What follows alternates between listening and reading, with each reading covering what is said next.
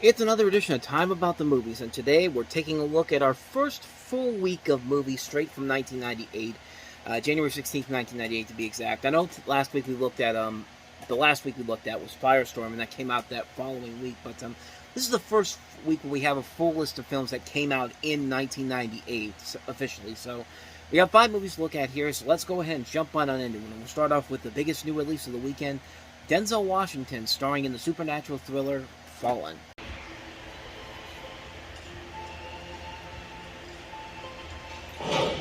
Reese. Who's here? It's the brilliant detective who sealed my brutish fate. Remember this, Todd? What goes around really goes around. You have a safe trip, yeah? It's on my side. Go away! Good life! Criminals like Reese, they kill a few people, somehow it ain't their fault. But what took place tonight, the consequences of what I do. You're home early today. What changed? Detective John Hobbs wants to uncover the truth. What does Azazel mean? Now, my dictionary says that evil spirit of the wilderness. Walk away, Mr. Hobbs. But nothing in this world Is on my side. can help him solve this case. There are angels. Some of these angels were cast down, and a few of the fallen were punished by being deprived of form. Come on, get out of here. And each touch And at the execution, did he try and touch you? Yeah, he did, actually. passes the soul of a killer into someone new. Well, I believe what I see, and I'm still trying to get my mind around what I just saw. Some things, pal, you shouldn't know. I know you, Hobbs. Put the gun down. I know who you are. Put the gun down!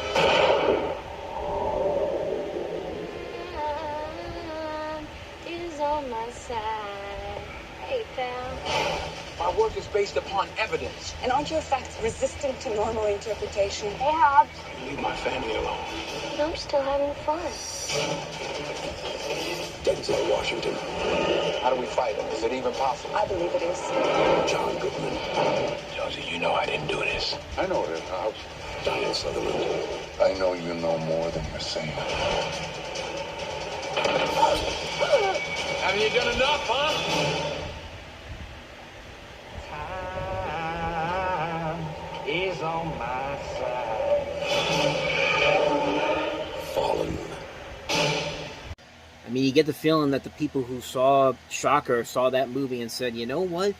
We could take this concept and instead of making it a straight up Freddy Krueger-ish type of movie, we can make a different kind of serial killer thriller out of this. And that's kind of what you get here in this movie. Denzel Washington plays this police detective in Philadelphia who's investigating these occult murders committed by this apparent copycat killer.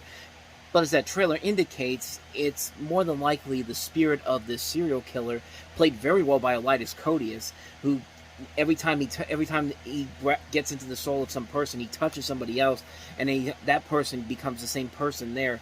It's a really fun concept, and I think for the most part, the movie does a pretty good job of handling that. The execution overall doesn't work all the way through, though, and I think that's why the movie doesn't really have the true full potential that this would have been to make this a really, really great film. This is a really good idea. This is written by Nicholas Kazan, who gave us Reversal of Fortune, and also did stuff like Bicentennial Man. And I just saw the list here. Was one of the writers of Matilda. He did stuff like At Close Range. I mean, it's directed by Gregory Hoblet, and Gregory Hoblet is a guy that would later go on to direct stuff like Frequency. He did Primal Fear before this, Fracture, Untraceable. The movie overall, it's a good idea, just not an overall straightforward, well execution. I think the good idea in terms of a story here, I think it's a good idea for a story here, and I think the performances are what really pull the movie through. Like, you know, I've always said it, Denzel Washington's one of our greatest actors. In fact, I would consider him the greatest actor working right now, and he elevates this to another level. I mean, he's that good of an actor that he can elevate lackluster material like this to this level here. John Goodman's performance isn't really all that memorable in there. I mean, it's John Goodman doing what John Goodman usually does to make you like him. I mean, he gives a decent performance, but it's never anything too spectacular or anything. Even that trailer, it's kind of the main crux of his character in there. Like, he's not really that much of an engaging character. even though he has second billing behind Washington. Donald Sutherland's also in here. You see M. Biff Davids, James Gandolfini. Like I said, Elias Koteas really is great as the serial killer in this, Edgar Reese. And like I said, there's a lot of good potential here. I think really what it comes down to is that the first half of the movie, I think, is the strongest part. And then, usually with these type of thrillers, the second half is nowhere near as strong. And that really is the biggest flaw with the film. It doesn't stick the landing, I think, as much as they wanted to. It has a good hook right away that sucks you in, but at the same time, it just doesn't really handle it well with the second half. I mean, it definitely could have been a whole lot better, and I really, really do think that the film really could have been a whole lot better than that. And you know, the thing is, it even ends on really a stupid note. It has one of the most ridiculously stupid endings, like the last scene of a film that I've ever seen for a movie that's supposed to be taken so seriously. When I saw this, I was just kind of like, you gotta be freaking kidding me, man. Like, I want to say it, but I don't feel like I should say it to you. I mean, you can look it up online if you really are that desperate to see it, but if you really, but once you watch it, you realize that, yeah, this guy knows what he's talking about. That is one of the worst, one of the worst ending shots you will ever see for a movie that's supposed to be taken so seriously. Like, it's something straight out of a comedy, honestly, but not a real movie like this. But, despite the best efforts of its stars, a good premise that starts off pretty strong in the first half, the second half is really where it drops down big time. It just doesn't have enough there to really carry it all the way through. I mean, it's a film that has so much potential, just bad execution when it mattered the most in the second half. So, that is Fallen. So let's go ahead and move on to the next movie we have here, and that is Christian Slater, Morgan Freeman, and Randy Quaid in Hard Rain. Thus saith the Lord, with the raging flood, We just want the money! he makes an end to those who oppose him, $3 million. and he pursues his enemies into darkness. Tomorrow, prepare for Hard Rain. Hard Rain Return. Start tomorrow everywhere. Another story that has some really good potential to it, just bad execution when it matters the most.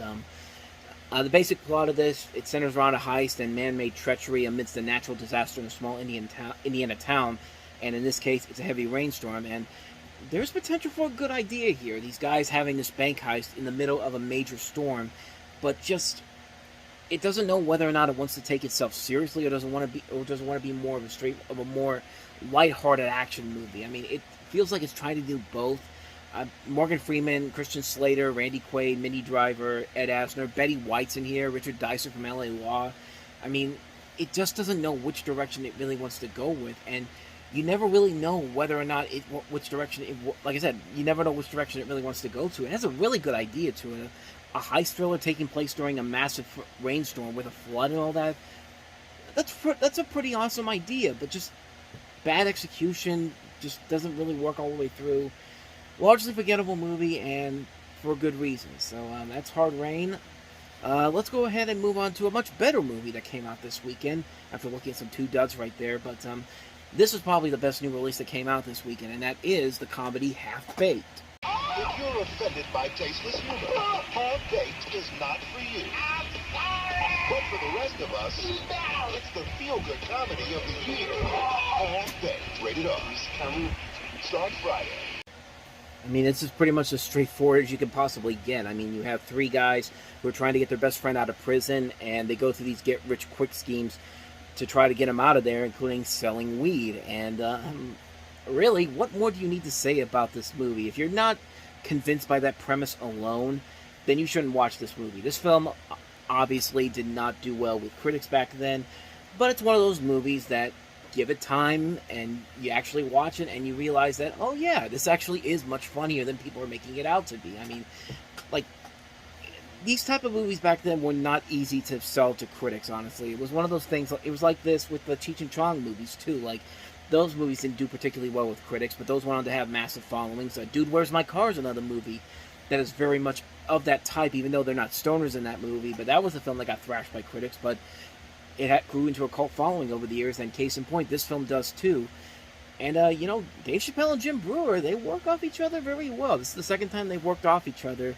The other one being the short-lived Home Improvement spin-off Buddies, which that didn't last because, first of all, how do you do a spin-off of Home Improvement with these two guys involved in that? Like it didn't really make a whole lot of sense to do that, and you can see why it didn't last very long. But this is a funny movie, man. I mean, just so many great memorable lines. The scene in the restaurant with Guillermo Diaz, Harlan Williams, Jim Brewer, Dave Chappelle. These guys work off each other so well.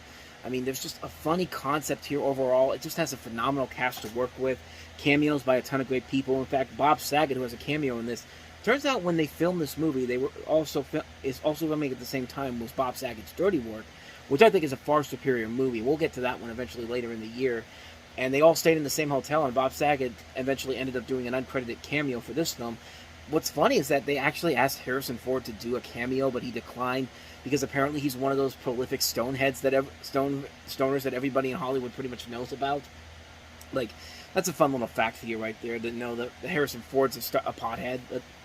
But at the same time, there's nothing really wrong with that, because you know what? It would have been funny if they got him in there, but they didn't. He didn't do it. But still would have been funny to see, though. But other than that, though, like, really, I mean, what more do I gotta say about this movie, man? This is a friggin' hilarious movie. I mean, it's so over the top. They know it's silly, it's stupid, it's straight up ridiculous. It's fully right there. It was just ahead of its time. It's a film that I think was way too ahead of its time. If you had somebody like Judd Apatow's name, or even somebody like Phil Lord or Chris Miller nowadays, this would probably be a highly acclaimed film. But back then, nobody knew who Dave Chappelle really was, honestly, except for that guy who was in the Nutty Professor movie.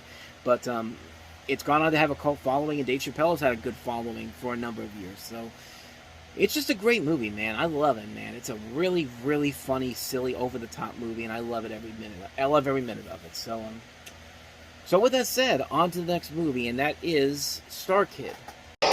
Hey, ever feel like a small, powerless, ineffectual speck in the universe? What is this? Phase 1, Assault Cyber Suit. Try this on for size.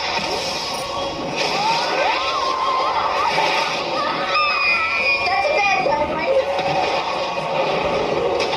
Doesn't get any better than this. Star Kid, rated PG.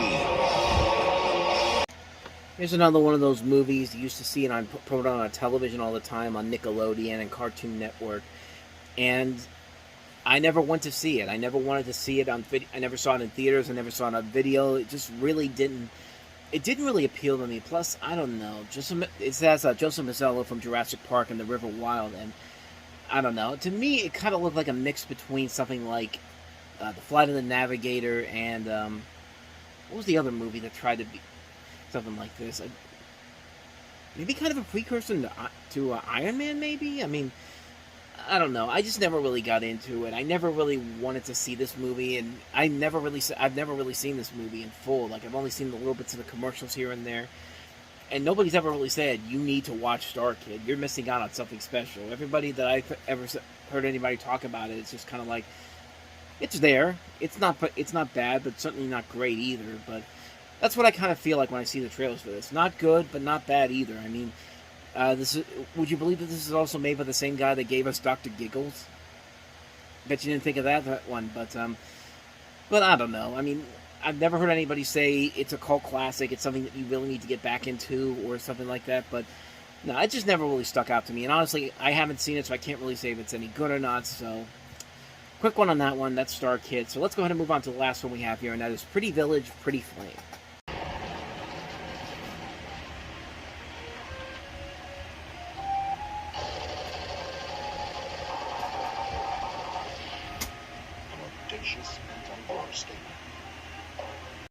So this is a film that's set during the Bosnian War. It's a Serbian film.